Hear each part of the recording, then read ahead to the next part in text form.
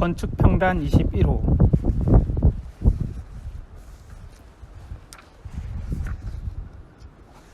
영 아키텍처 크리틱 김재경 건축가, 한양대학교 건축학부 교수이자 김재경 건축연구소의 소장. 여기 보이는 세 그루 집에 대해서 건축평단 선생님들의 답사가 있었는데, 앞쪽에 보면 김재경 교수의 이 세 그루 집 관련된 본인의 설명의 글과 사진들이, 답사 사진들이 실려 있습니다. 이게 다 CNC로 가공된 그 프리패브리케이션 된 부재들을 현장에서 제조하는 그런 방식으로 만들어진 독특한 건물이죠. 이 기둥 자체가 3개의 그루로 되어 있고, 이 벽체가 자유롭게 있고, 지붕은 이 세 그루에 프리패브리케이션 되어 있는 CNC 커팅된 것 같아요. CNC 커팅된 이 나무 판넬의 조합으로 구조를 만든 겁니다. 여러 명의 건축 비평 선생님들이 답사를 했고, 그 중에서 같이 함께 하시는 문한솔 선생님께서 쓴 글이 좋다는 얘기 듣고 제가 한번 읽겠습니다. 저도 처음 읽습니다. 전통, 그 비워진 중심. 이 전통적인 거죠. 이게 지금 공포라고 하는 소재로 김재경 교수가 설명을 하고 있어요. 전통적인 건축의 결구 방식인 공포라고 하는 것. 그게 이제 주요 주제일 것 같아요. 전통. 친구를 보면 그 사람을 알 수 있다는 말이 있다. 한 사람은 그와 관계 맺고 있는 타자를 통해 드러낸다는 의미다. 나의 인식 또한 마찬가지다. 타자와의 만남을 통해서만 내 인식의 한계를 느낄 수 있다. 인식의 지평은 알 수 없는 타자의 심연으로 나를 내던진 만큼, 치열하게 통과한 만큼 확장된다. 여기서 소환해 볼 수 있는 것은 비평이다. 비평은 타인의 작업을 감상하고 분석하고 평가하는 작업으로 한정되지 않는다. 오히려 타자의 작업을 매개 삼아 건축에 대한 기존의 관념을 흔들고 그 지평을 넓혀가기 위한 장이 되어야 한다. 타자는 지옥이다 라는 사르트르의 말은 이미 진부한 사계의 말이 되었다. 알 수 없는 타자의 세계가 이상해 보이는 것은 당연하다.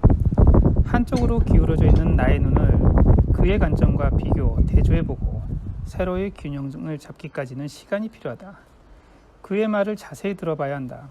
경험에 얹힌 직관은 사태를 꿰뚫어보는 해안을 주기도 하지만 타자를 죽이는 냉소가 되기도 한다.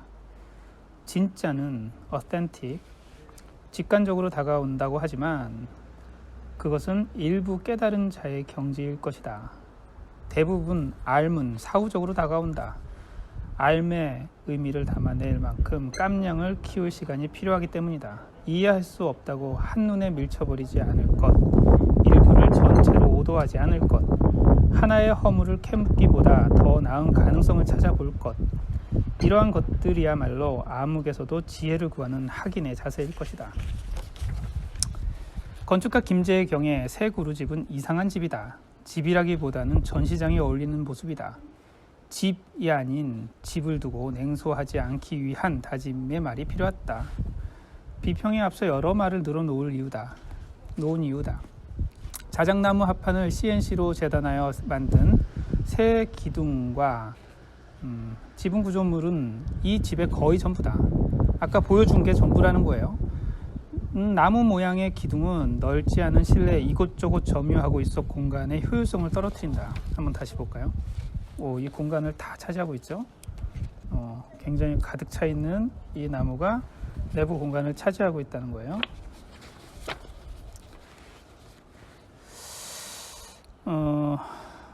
효율성을 떨어뜨린다. 주방이나 화장실 등 부속 공간은 건물 전면에 몰려 있고 폭도 좁아서 제 기능을 다하기 어려워 보인다. 더 큰 문제는 2층 침실 공간이다. 왼쪽 오른쪽을 서로 엇갈려 놓은 계단은 올라가기 어렵고 이리저리 뻗어나간 지붕 구조물은 쉽게 머리가 닿아 허리를 굽혀야만 움직일 수 있다. 2층도 볼까요?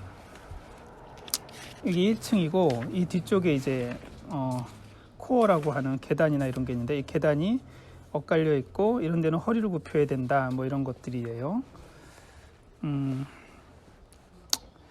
비좁은 누울 공간과 커튼 하나 걸 수 없는 창문도 문제다. 건축가는 스스로 집에 대한 고민이 거의 없었다고 말한다. 과도한 작가주의라는 오해를 무릅쓰고 그가 이루고자 한 것은 무엇인가? 집에 관한 오래된 관념과 싸우며 그가 하고 싶었던 말은 무엇인가? 더 나아가 새 그루집을 매개 삼아 우리가 제기할 수 있는 물음 혹은 의혹은 무엇인가? 증상. 건축가는 다른 작업보다 새 그루집을 설명하는 데 많은 시간을 할애했다. 건축적 정향이 새 그루집에 가장 잘 드러나 있기 때문이다. 놀라운 것은 그가 내세운 화두다. 요즘 젊은 건축가들과는 달리 전통이란 무거운 주제를 작업의 모토로 삼았다. 전통 건축의 공포, 그 장식이죠. 공포, 전통적인 공포, 지붕을 받치는 공포 형식을 현대적으로 재해석하여 새로운 목구조 결구 방식을 고안하고 나무가 가진 재료의 특이성과 새로운 구축 가능성을 찾아보고자 했다. 한국 건축의 증상 가운데 하나는 강박적으로 전통을 찾는 것이다. 건축가 김재경 또한 미국 시절 겪었던 자신의 정체성에 대한 질문이 전통에 천착하게 된 동기라고 밝혔다. 자의식을 전통에서 찾는 것에 의문의 여지는 없을 것이다. 인간은 사회적 관계망 속에서만 인간일 수 있고 사회는 동질한 문화로 얽힌 공동체 집단 혹은 영역이다. 전통은 이러한 문화의 핵심이기에 인간이 자기 정체성을 전통에서 찾는 것은 일견 당연해 보인다. 하지만 전통을 맹신하는 자세 또한 경계해야 한다. 현대에 들어 정치적 필요에 의해 전통이 동원되곤 했기 때문이다. 시대별로 강조하는 역사 인물이 변해왔다는 사실을 통해서도 이를 유추해 볼 수 있다. 박정희가 체제의 홍보 도우미, 이순신과 김유신을 번갈아 등용시켰던 사례가 대표적이다. 내가 알고 있는 전통이 사실은 누군가의 필요에 의해 만들어진 과장된 이야기일 수 있다. 진정한 전통은 되짚어보며 해체해 볼 때야 비로소 발견되는 것일지 모른다. 전통은 우리가 생각한 것처럼 그리 단순하고 녹록한 것이 아니다. 우려스러운 것은 한국 건축이 전통을 대하는 자세다. 건축을 물리적 구성물로만 간주하는 오도된 관념 때문인지 전통을 구체적이고 고정불변의 무엇으로 간주해왔다. 전통 건축에서 형태를 차용하고 70, 80년대 주거 형식에서 실마리를 찾기도 하고 90년대 그리고 2000년대 요즘은 한옥을 전통의 표상으로 삼는다. 50여 년이 넘도록 해묵은 논쟁은 여전히 진행 중이지만 합의는 소원해 보인다. 해답이 보이지 않는 길 위에서 증상을 반복하는 이유는 무엇일까? 증상은 살기 위한 일종의 자기 표현이다. 증상을 포기하고 죽을 것인가 아니면 증상을 반복하며 삶을 연명할 것인가. 환자는 대리만족을 통해 어떤 식으로든 만족감을 주는 증상을 스스로 멈추지 않는다. 반복된 증상이 주는 만족감의 정체성은 무엇이며 그 만족감 속에 은폐된 무의식은 무엇인가? 전통건축. 가라타니 고지는 일본 정신의 기원에서 일본인의 의식, 정신구조를 설명하기 위해 일본 문자의 3종 표기법, 가나, 가타카나, 한자를 동시에 표기하는 것이 3종 표기법이랍니다. 이 3종 표기법을 정신분석학적으로 접근한다. 하나의 문자 체계 내에 세 종류의 다른 표현법이 공존하는 나라는 일본이 유일하다. 일본은 외래어를 고유 문자인 히라가나는 한자를 단순화한 표현 문자지만 가타카나와는 달리 그 기원을 드러내지 않기에 고유 문자라 지칭했다. 이 히라가나로 쓰지 않고 외래 문자인 한자나 외래어를 의미하는 가타카나로 표기함으로써 외래성을 그대로 드러낸다. 해석하지 않는다는 얘기 같아요. 외래어를 우리말로 표기하는 것은 외래어가 갖고 있는 본래의 야성을 거세하고 이제 변질된다는 거죠. 그 외래어가 갖고 있는 본래의 야성을 거세하고 내 나라 언어의 맥락 속에 배치하기 위해서다. 그러니까 원본 그대로를 끌고 오겠다는 것 같아요. 원래 내 말이 아니었다는 사실, 그 무의식은 번역과 표기법을 통해 억압되고 은폐되어야 하나 일본 문자는 이와 반대인 것이다. 억압의 배제, 즉 거세되지 않으므로 무의식이 드러나고 있다. 가라타니 고진의 분석에 따르면 한글은 무의식을 완벽히 가린 문자다. 타자의 언어를 억압하고 있다는 거예요. 대다수의 한국어는 한자어지만 한글로 표기되는 순간 그 사실은 완벽히 은폐된다. 한문도 특히 그렇죠. 고유어 또한 마찬가지다. 어원을 명확히 찾을 수 있는 영어와 달리 우리 고유어는 그 유래를 찾기 힘들다. 건축의 상황도 다르지 않다. 건축은 서양으로부터 수입된 학문이고 일본의 번역을 통해 우리에게 전해졌다. 건축을 공부하는 사람이라면 누구나 아는 사실이다. 하지만 이러한 기호는 건축이란 글자 어디에도 찾아볼 수 없다. 은폐를 넘어 억압의 강도를 높이려는 것일까? 전통건축이란 모순된 조어가 널리 쓰인다. 건축은 분명 서양의 것이고 일제의 지배에서 벗어나 주체로 나선 지 반세기가 조금 넘은 분야다. 전통이란 수식어와는 어울리지 않는다. 건축이란 체계화된 학문은 수입된 것일지라도 건축은 근본적으로 거주의 기술이므로 과거의 집짓기를 의미했던 영조와 어느 정도 공통분모가 있을 거라 주장할 수 있다. 하지만 건축과 영조는 서양과 동아시아라는 서로 다른 문화와 인식구조, 에피스테메 속에 자리하고 있다. 비슷해 보이지만 전혀 같은 것이 아니다. 건축은 서양이란 타자를 깊게 통과하며 어렵게 배워야 하는 것이다. 나는 여기서 전통 건축은 건축이 아니기 때문에 가르쳐서는 안 된다는 말을 하려는 게 아니다. 전통 건축은 건축이 아니라고 가르쳐야 한다. 전통 건축이 건축이 아니다 이 얘기예요. 전통 건축과 건축의 차이를 통해 건축을 제대로 가르치고 배울 수 있는 기회로 삼아야 한다. 왜냐하면 서구의 것이니까. 서구로부터 온 학문이니까. 그렇기 때문에 우리나라가 갖고 있는 전통 건축은 아니다. 이런 사실에도 불구하고 전통 건축이라고 쓸 수밖에 없는 이유는 대부분 건축인이 아무런 문제의식 없이 사용하는 데 있다. 맞는 말을 다수가 쓰는 것이 아니라 다수가 쓰면 맞는 말이 된다. 사회 곳곳이 모든 언어가 다 그렇죠. 강박적으로 반복하는 행동 뒤에는 불안이 있다. 때때로 상징계 밖으로 출현하는 무의식은 도덕적인 사회, 니체는 도덕을 눈치보기라고 했답니다. 이 도덕적인 사회를 눈치 보는 사회가 사는 한국인에게 마주하기 두려운 것일 것이다.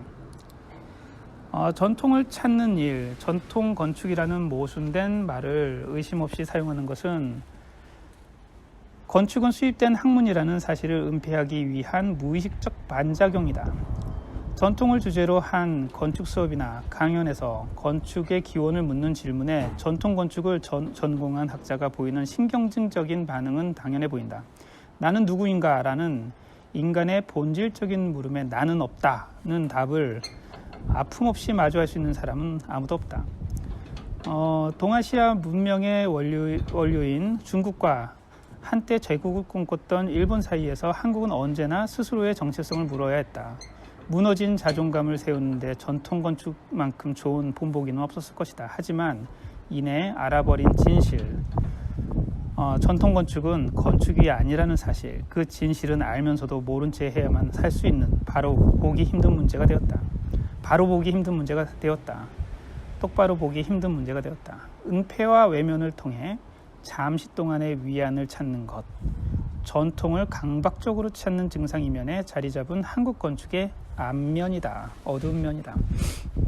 비워진 중심. 그렇다면 진정한 전통이란 무엇인가? 같은 책에서 가라타니 고지는 그 실마리를 제공한다. 일본인은 외국의 문화와 사상을 받아들일 때 그것을 중심에 두지 않는다. 그래서 모든 것이 잡거한다고 말한다. 여기서 중심에 두지 않는다는 의미는 이미 정해진 중심이 있기 때문에 외부의 것은 주변에 둔다는 의미가 아니다. 늘 중심을 비워둔다는 말이다. 그러니까 우리께 중심이고 니네께 밖이 아니라 늘 중심은 항상 비워둔다. 위의 논문에서 무의식이 드러나 있는 일본인을 이야기했다. 그런데 주체는 무의식의 억압을 통해서만 형성된다. 상징계로 진입한다는 거예요. 그리고 일본인은 무의식이 드러나 있기 때문에 무의식을 억압하지 않기 때문에 주체가 없고 주체가 없으니 중심도 있을 수 없다. 개인보다 사회나 공동체를 우선해 두는 일본인의 속성을 이해할 수 있는 지점이다. 마루야마 마사오가 일본 사회를 무책임의 체계라고 말한 것은 바로 이런 명확한 주체의 부재, 중심의 부재를 의미한다. 무언가를 배울 때 그것을 중심에 두지 않으면 제대로 배울 수 없다고 생각한다. 하지만 오히려 그 반대다. 중심이 있다는 것은 한 주체의 판단 근거가 되는 관념이 있다는 것이 있다. 관념은 포착한 재물을 그대로 두지 않는다. 자신의 체계의 틀에 맞게 깎고 재단한다. 거세하는 것이다. 중심이 없어야 제대로 배울 수 있다. 가라타니 고진의 예를 인용해 본다. 일본인은 한자를 음과 훈은 뜻으로 읽는다. 한자를 훈으로 읽는다는 것은 한자를 뜻으로 읽는다는 것은 한자를 단순히 발음 기호로 보는 것이 아니라 본질, 그 뜻이자 무의식을 드러내는 기표로 보는 것이다. 본질을 훼손하지 않으면서도 자기화하는 일본어의 특징이다. 외래적인 것을 내부로 흡수하면서도 동시에 항상 외부에 두는 것이다. 이에 반해서 조선에서는 한자를 음만으로 읽히기 때문에 어디까지나 외부적이었으나 문자를 읽고 쓰는 지식계급은 중국인에 필적하는 한문을 쓰려고 했다. 한자의 본질, 의미는 거세하여 은폐하면서도 중국을 배우려 했던 중국인이 되려 했던 것이다. 타라 입구를 표방하며 타라 입구, 아시아를 벗어나고 입구, 구라파로 들어가는 서구로 들어가는 타라 입구를 표방하며 지면 배운다, 지면서 배운다고 했던 일본은 현대화의 시기, 많은 수의 지식인을 서양에 보냈다. 그리고 절실히 배웠다. 서양을 배우면서도 그들을 중심에 두지 않았다. 흔들리지 않는 비워진 중심이야말로 지금의 일본을 있게 한 유산이자 전통이다. 전통은 시원의 문제가 아니다. 제국이 아닌 이상 누구도 시원을 가질 수 없다. 제국의 제도를 차용하여 자기 것으로 만들 뿐이다. 전통의 핵심은 타자의 것을 얼마나 잘 배워 그것을 자신의 것으로 만드느냐에 있다. 일본이 장인의 나라인 이유이다. 건축에도 비워진 중심을 작업의 주제로 삼았던 건축가가 있다. 우리에게 미답의 건축가로 남아있는 존 헤이덕이다. 그는 자신을 미국인이라 소개하지만 건축의 고향은 유럽이라 말한다. 이는 건축의 본류는 유럽이라는 진부한 자기소개의 말을 하려는 것이 아니다. 헤이덕은 유럽의 건축을 머리가 아닌 몸으로 통과했다. 모든 이가 현대 건축의 공간을 이야기할 때 존 헤이덕은 서양 건축의 모국인 이탈리아 건축에서 분위기, 언더톤을 포착했다. 르꼬르비제의 스타일이 국제주의 양식이 되어 전 세계가 동일한 형식을 답습할 때 존 헤이덕은 르꼬르비제의 도면을 그림으로 읽고 그대로 외워버렸다. 안다고 생각하지 않고 모른다는 한없이 겸손한 자세로 자신을 돌려 세우는 계몽의 무지 쿠사누스가 바로 신비, 미스터리로 가득 찬 존 헤이덕의 건축을 만든 자양분이다. 이 존 헤이덕이 그 르꼬르비제를 막 국제주의니 이런 여러 가지 새로운 건축을 향하여라니 이런 책을 읽고 막 그런 게 아니라 그냥 도록을 읽듯이 계속 그 도면만 맨날 봤대요. 그 그림을 읽고 그냥 외워버렸대요. 다 모든 그림을 매일 같이 보면서 필사하면서 그랬다는 에피소드가 있습니다. 누군가에게는 건축의 문외한이라 폄하할 만큼 이해할 수 없는 방식이지만 좀 무식한 방법이라는 얘기예요. 누구보다도 진정한 건축, authentic architecture를 추구했던 존 헤이덕에게는 서양 건축의 본질을 본디 그대로 내재화하기 위해 자기만의 방법론을 만든 것이다. 계속 몸에다가 익힌 거예요. 머리로 익힌 게 아니라. 아마추어. 건축가 김재경은 새 그룹집 발표에 앞서 몇 년에 걸친 동아시아 전통 건축 답사와 공포 형식에 대한 연구 결과물을 보여주었다. 여기 이거를 보면 그 김재경 씨가 여기 잊혀진 건축을 위하여 한국 건축의 불편함, 콘크리트 덩어리를 다루는 블라블라블라 이 내용들이 이제 동아시아 건축에서 이야기하는 전통 건축에 대한 그 김재경 건축가의 의견을 보여주었다는 얘기예요. 이 결과물의 변형이 새 그루집의 목구조의 형식이다. 하지만 이 집을 보고 전통 건축을 떠올리는 사람은 많지 않을 것이다. 전통 건축에서 공포는 밖으로 뻗어나온 처마를 지지하기 위한 실내 구조물인데 세그루 집은 이를 실내로 수용하기 때문이다. 이런 분석은 일반적이고 당연해 보이지만 전통 건축을 고정된 형식으로 판단하는 사고방식으로부터 자유롭지 못함을 보여주는 반증이기도 하다. 형식을 형식으로만 환원하는 동일한 차원으로만 이동하려는 사고 또한 문제다. 존 헤이덕은 건축은 추상에서 시작해서 구상으로 끝난다고 말한다. 서로 다른 두 차원인 추상과 구상은 메비우스 띠처럼 하나의 작업 안에 녹아들어야 한다. 추상에서 구상으로, 다시 구상에서 추상으로 반복된 이동을 가능하게 하는 것이 진정한 건축이다.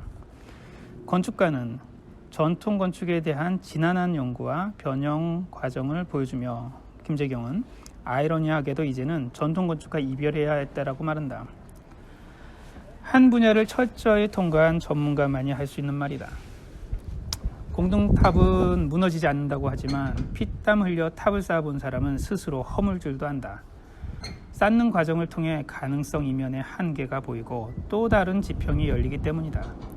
건축가 김재경이 관념 속 전통 건축이 아닌 진짜 전통 건축을 찾아가는 시점은 바로 이때부터다. 자신이 조용한 스타일에 붙박여 그 스타일이 오히려 자신을 옥죄고 고립시키는 형국이 되어가는 사례는 많다. 대부분의 전문가는 자신의 스타일과 범주 안에 머문다. 그것이 자신의 유일한 문이라고 생각하기 때문이다.